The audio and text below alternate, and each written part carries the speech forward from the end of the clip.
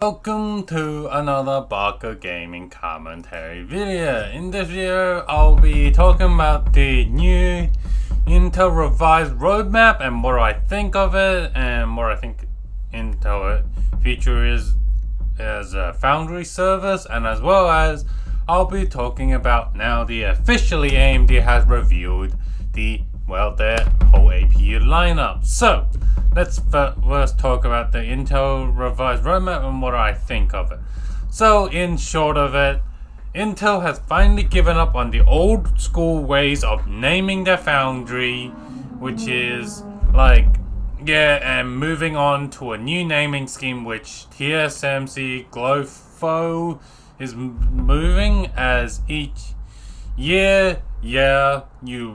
As with TSMC and Glofo, they have fat refinement, but they would lower the numbers. So they would go their 14 nanometer from Glofo, they would literally go 12 nanometers, even though 12 and 14 nanometers is basically the same thing. So in TSMC 7, 6 nanometers, basically the same factory, except obviously 6 is smaller number, and it's nothing more than 7 nanometer EUV refined. So what do I think of this is mainly to target the less tech knowledgeable people, as the non-technical people, they wouldn't be like, oh hey, this is the competition has 10 nanometer and you have 10 nanometer, and then as for the Intel is some 7 nanometer. So as Intel, the old naming scheme was whatever the nanometer, and when they refined it, they just put a plus on it instead of going 13 nanometers and keep going.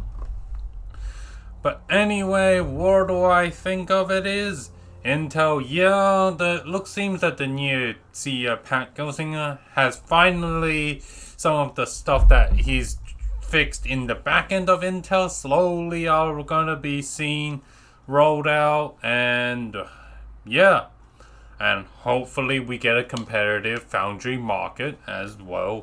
Competition is good for the market. So now let's talk about the AMD APU lineup. That has been officially released to the DIY builders and no longer exclusive to OEMs and system integrators.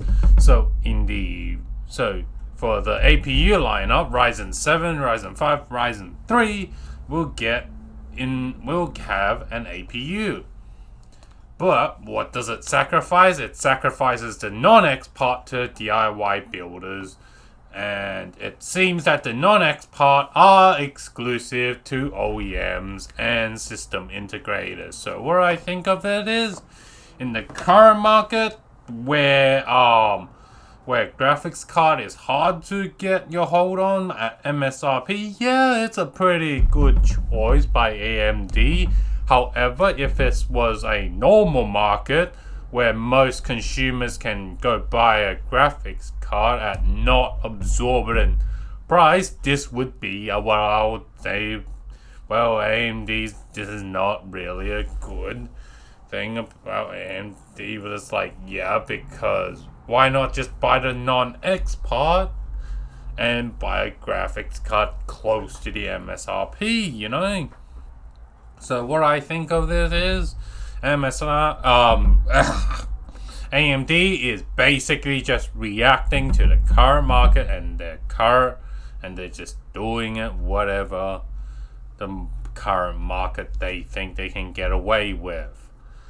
So what do I think of these APUs? These APUs, from the reviews I've read, will allow gamers to build the gaming rigs now with no graphics card and just rely on the Vega graphic onboard iGPU, which, as from a lot of reviews, it seems to be fine for 1080p 60 FPS For esport, if you turn down the setting to ultra low, you might be able to get high refresh rate 1080p, but most of it, your expectation should be 1080p, 60 or 30 FPS.